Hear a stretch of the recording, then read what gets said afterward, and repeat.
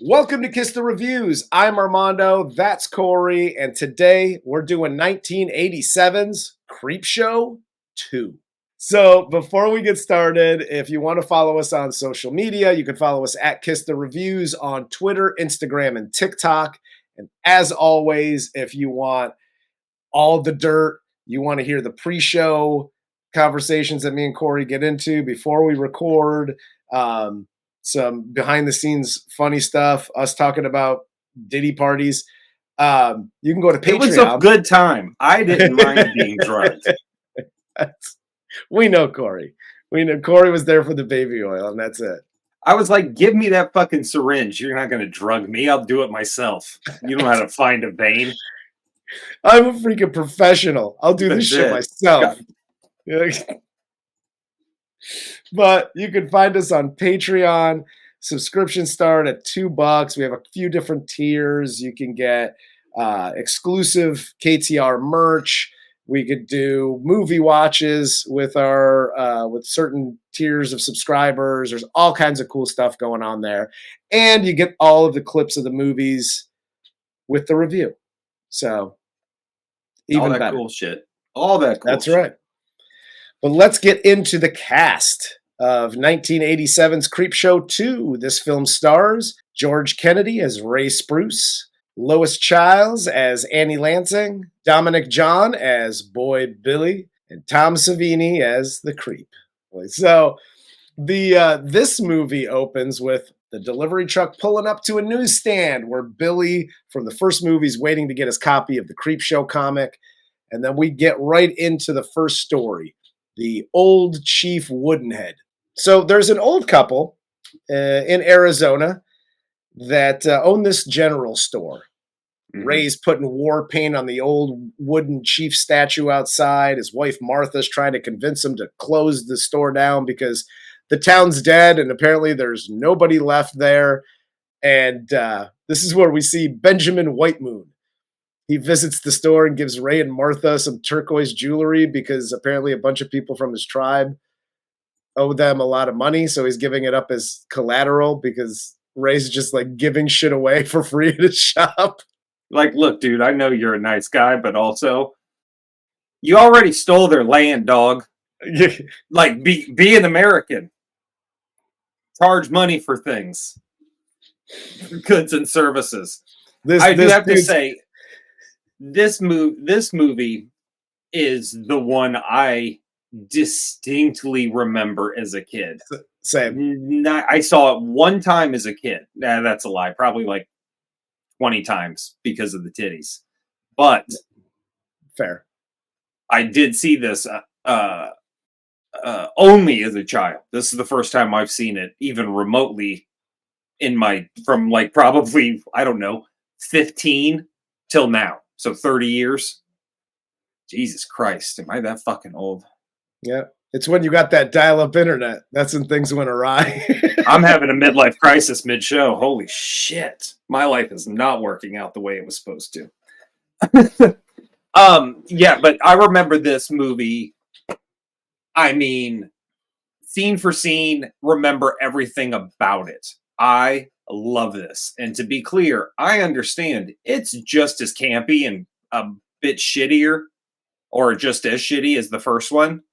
Mm-hmm. Fuck, I love it. It's so much fun. From this first story on. Yep. Because so after the chief leaves and he leaves his turquoise jewelry, apparently his like estranged nephew comes by and robs the old couple at the general store. Mm-hmm. And fucking it's like combs his hair too much is his name. It's him and his two friends. And Sam and his friends drive off, like after they, rob him and whatever, like they drive off to Hollywood because Sam wants to be a movie star where, let's face it, he's obviously going to be cast in every show of Bonanza as a racist Native American character, and that's the only job he's getting. You're crazy if you think they're actually hiring a native person to play a native person. Oh, listen. They're hiring an Italian with fucking soul glow ran through their fucking hair. Every time it's an Italian. Yeah, dude. No fucking way. Hey, they gotta make me a movie star. This guy's like the fucking native Charles Manson. Like, I'm going to be a celebrity. I'm just going to kill everybody until I get to that point. Yeah, and I like revenge plots. Like, especially as a kid, and which is why I think I love this movie so much, is because it's all about fucking people getting revenge and Billy being bullied and getting to kill his bullies, which is like, I still got your names on a list. I just got to buy the airfare. Is it possible this story is true? Yes, it is. What sucks always in the revenge movies is like, this is a nice guy, does nothing but help his community, right? His wife finally turned around and stopped calling like native people, you people. Like, she's like, I was wrong. Right? And then she, like, everybody dies right then. And like, Chief fucking Woodenhead or whatever his name is decides, and he goes out and he's going to handle his business. And it's like, yeah, that's cool and all. But you know what'd be cooler is if the nice real people were still alive. Yes. All this basically is a story about how a fucking entire reservation doesn't have to pay for the goods and services they've already purchased. Well, they don't, because after the crew takes off, because they're going to Hollywood, like it's fucking goddamn Star Search. So they go off for Hollywood, and they got to go to their house and get all their shit. Chief Woodenhead is like, no, I need to avenge the kind white people that helped me out. So the chief goes out. He kills the fatty first with a few arrows, and then he takes an axe to Andy's back. And then he finally goes after Sam and murders him as well. And Benjamin wakes up with the turquoise jewelry bag next to him. And when he goes to the general store, he sees the chief statue holding the bloody hair from Sam because he scalped him. And he's like, hey, man, thanks for that jewelry. Thanks, I was going to homie. go back. I was going to go take it back later that night anyway. And I know I was like, oh, revenge for the dead people. He didn't give a fuck about them. He was getting that fucking jewelry back for the res. He's watching out for his own. Well, let's face facts. He was getting the jewelry back. And I mean, Sam took a shot at him before they left in the car. You can't just shoot at people and not have repercussions. Nah, it's one thing to murk a couple colonizers, but that's some horse shit.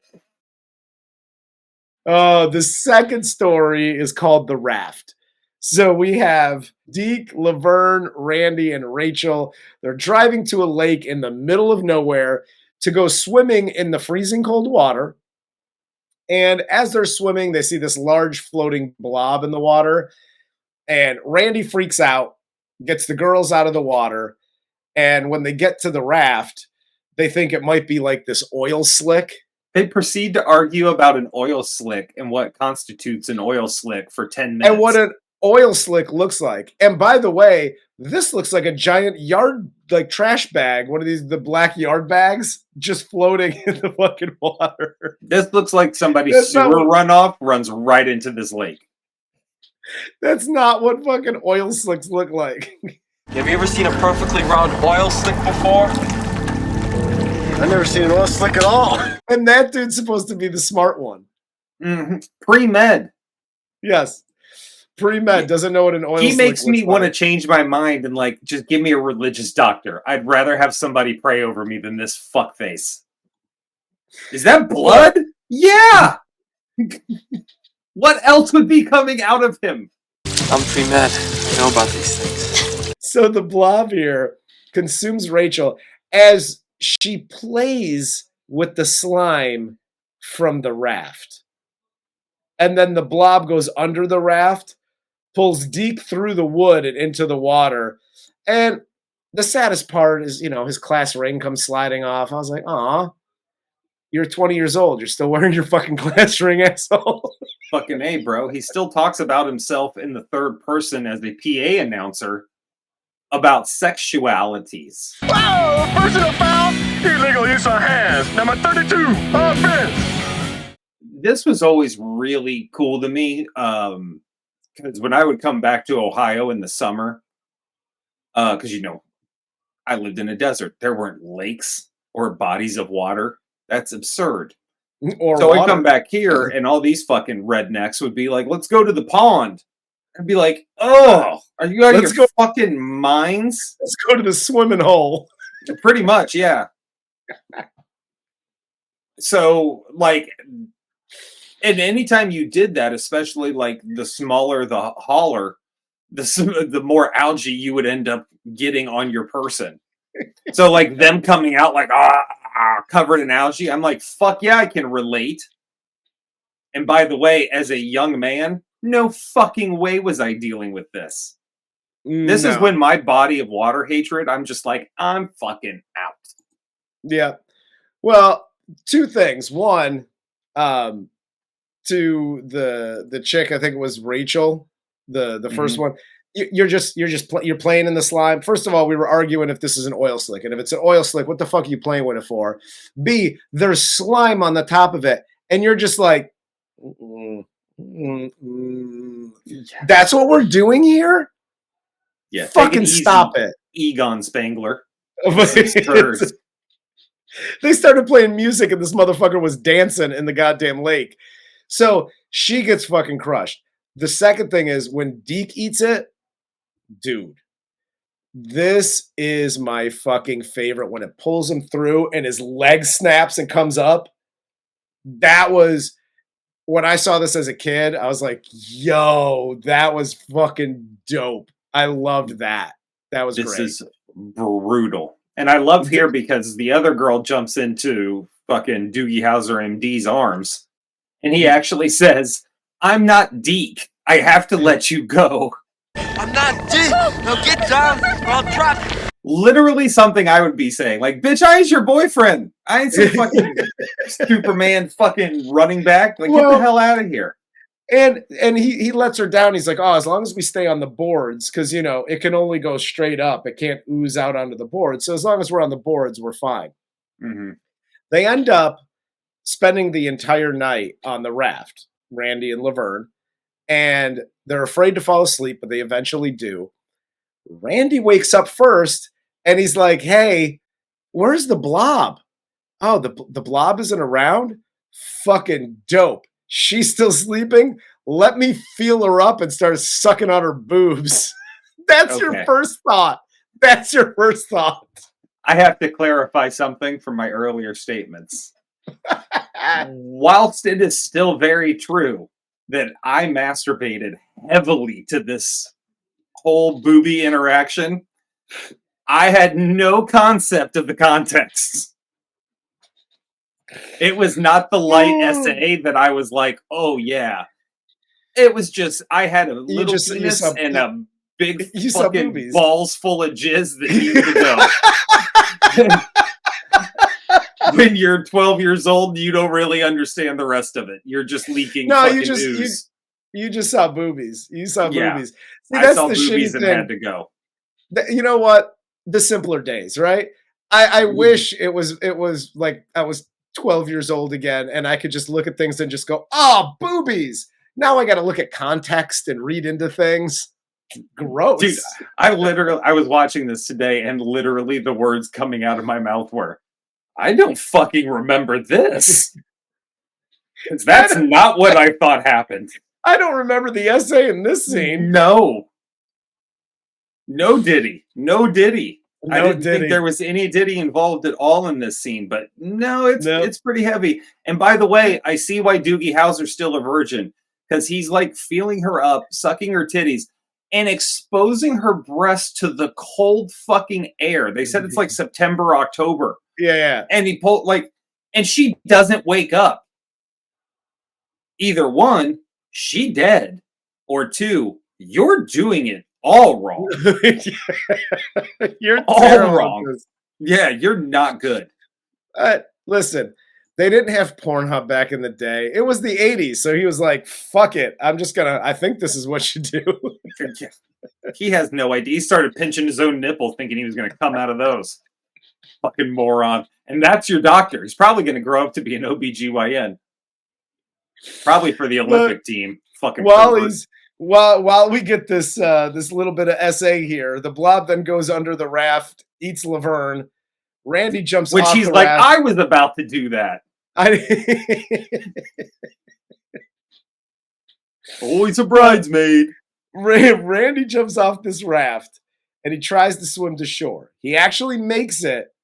And this is my favorite because he taunts the blob and then the blob comes out of the water like a fucking wave and then eats Randy too and just drags him back into the water. First off, I'm very happy that the rapist died. Yes. Because it's not like, yay, he lived. It's like, who's he going to rape next? Is that the next story? We just created the fucking Night Stalker. Story 3, Randy the Raper. So, yeah. And two, this is, I think, a good lesson. Corey's life lessons. Hi. Anybody in a position to talk shit, don't. Barry Sanders that shit. Hand the ball to the ref and walk the fuck off. It's not because it's like the polite thing to do. It's because it's a smart thing to do. Because if you start talking shit, you can still get beat. You can still get take a loss. You can still get eaten by a giant slime monster. There's a myriad of things that can happen to you. So just avoid all of it and don't talk shit. Dr. Dre said it best. Talk shit, you get dealt with real quick. And there it is. I'm paraphrasing. From the prophet himself. But this third story and the final story is the hitchhiker. By the way, I would rather have Dr. Dre operate on me than Dr. Randy. Yes. We're just going to list doctors that we would rather have operate on us. But the third story is the hitchhiker. So we have Annie Lansing. She's cheating on her husband with apparently a male prostitute. Wakes up, has to leave so she can get home before her lawyer husband gets home. And on the way, she drops her cigarette, swerves all over the goddamn place, hits a hitchhiker. But since nobody saw the accident, she's like, fuck it, I'm out of here. And she leaves. And after she drives away, a few people driving by stop and report this hit and run. We get our next Stephen King cameo, which is fun. Yeah. I mean, this is one of the most relatable stories I've seen since we did the movie. What was it? A Simple Favor with the writer that just mooches off of his wife and doesn't write anymore. Like, yeah, I get it. And then also, I totally get cheating on your spouse, dropping a cigarette, burning your fine Corinthian leather, and running over a fucking hitchhiker. It's like he's probably homeless. Why else would he be hitchhiking? Exactly. He doesn't even count on the U.S. Census. Why should he count on my fucking permanent record? He's a poor. Like, what? Yeah. What are we doing here? Oh, no. I guess Burger King's hiring now. Ooh. Really stymied the fucking U.S. economy with this one. Please.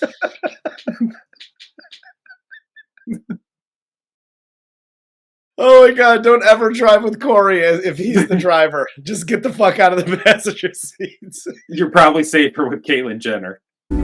You were correct. So, miles away from the scene, Annie stops and she sees the bloody hitchhiker in the rearview mirror. So she looks back, she sees nothing, and then he pops up at her window and grabs her through the moonroof.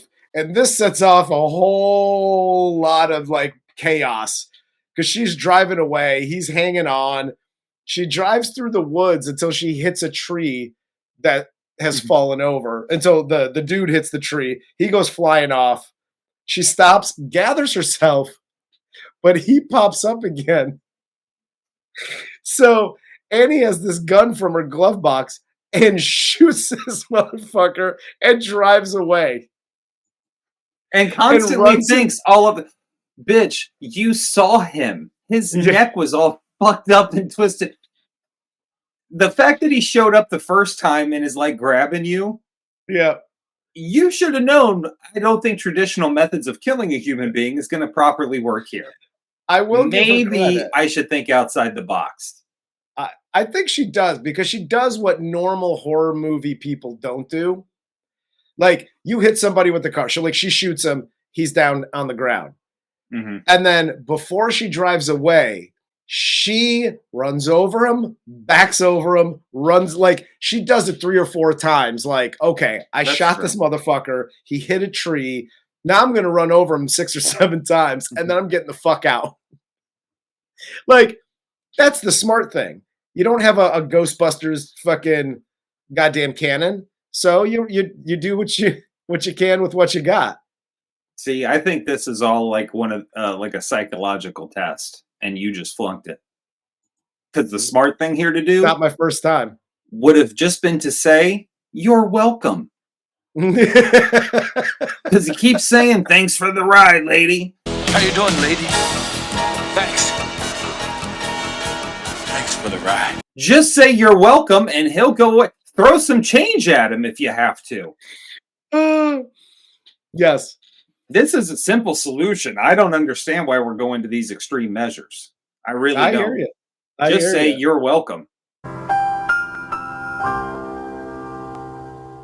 So Annie here eventually loses control of her car when she sees the hitchhiker climb onto the hood out of nowhere. So she drives off the road, down a hill, into the tree, and then just repeatedly drives into the tree and into the hitchhiker until she finally knocks herself out. I have to say, it's a great commercial for German engineering. That Mercedes is taking a fucking beating. Hell yes. She wakes up later, no hitchhiker in sight. She drives home, and as she gets out of her car, the hitchhiker shows up again, all mangled, saying, "Thanks for the ride, lady." And later, Annie's husband, who actually was one of the witnesses to the hit and run, finally gets home to see his wife's dead body in her car, dead. And she's still got like the hitchhiker sign on her chest. Oh, It seemed to me that there was a side or a subplot cut out of this for time where the husband was following her. Because if you notice, when she's driving away from her boyfriend's house, her husband's car turns out pretty quickly. Yeah. So I think there may have been an interesting subplot, like he was on his way to kill her, or at least confront her and have proof of this happening. Yeah. And that would have made it a lot more fun, I guess. It would have. It also would have been a lot would've- cooler. It would have been a lot cooler too if the boyfriend died, but instead of a car dealer, he was a Pepsi delivery driver. Just editor notes. Tune into Patreon to see why. Yeah, no, I like the Pepsi driver thing. I think that would be great. I would have much rather had the subplot than her, because, okay, cool, you shoot him, you run over him 15, 16 times, and then you drive away, and then he hops on the car again, and then you drive into him into the tree a bunch of times. Like, you could have taken one of those out and insert that subplot. Like, you could have had that to if you wanted to save time and whatever. 100%. And what I would have done is have her get home and think she's safe. Have her husband pull in and be like, or have her be like, "Oh my God, like the craziest shit happened." And then he pulls out a gun and shoots her. So she still dies. But you know what I mean? Like that. Yeah. That's there. You still get the same result, but there's still this thing that happened. That would just be interesting, a lot more creepy for a Creepshow movie, but nobody asked me. It would. 1980, whatever the fuck. And obviously we have, in between the stories, we have the little interludes with Billy getting bullied. So the movie ends with the animation of more cartoon Billy being chased by the bullies. The bullies get eaten by the giant Venus flytraps as Billy laughs like a fucking psycho. And then Billy's dad is a cop, and he's like, I'll teach you how to kill, but you can only kill bad guys. And Billy's like, okay, Dad. I actually liked the animation for this cartoon for 87. It was really good. And I actually liked the storyline of him getting like chased by the bullies, and at the end like that was cool too. Overall, I remembered the first one more than this one. But like I definitely remember the Chief Woodenhead story. The raft one, I vaguely remember. Obviously, you remember that one way more than I did. But this third story, I did not remember this third story at all. So when I saw it, I was like, "Ooh, I don't remember that." Yeah, I didn't remember that. I remember the first two distinctly live rent-free in my brain for two different reasons, but they still do. But yeah, the third story I didn't remember. I like this one. And again, it might be like you for the first one, but I like this one better than the first one. I think it's better shot, better written, better acted. I don't think the stories are quite as campy, but they still fit in kind of that cartoon pop novel kind of thing they're going for. Yeah. So yeah, I mean, by and large, I got zero beef really with this movie at all. It's definitely set in the time it's set, which is going to happen. But I mean, other than that, I loved it. I would love for them to start making, like, I know Shudder or somebody's got a series out of Creepshow that's fairly new. There's a new Creepshow series, because when I was searching for the first one and for this one, it kept popping up, and I think it ran. I don't know if it's still running. It might have. The last season was like 2023, maybe. I don't know if it's still current, but I would like to see another like Creepshow movie. I'd like to see what they could do with it now, like an actual movie. Oh, 100%. Or even just because, you know, these series that they have on streaming services are so good. They're so well produced. Like you could do that. And that might be what they did. I never got a chance to check that out. So I think I'm going to have to dive into that one. But I do want to give a special shout out to fucking Tom Wright as the hitchhiker. I didn't know that was him. Oh, okay. So good job, Tom. See, you have little interesting tidbits for shows, and every now and again I have one that you don't give a shit about. I'm surprised you didn't think it was Columbus Short.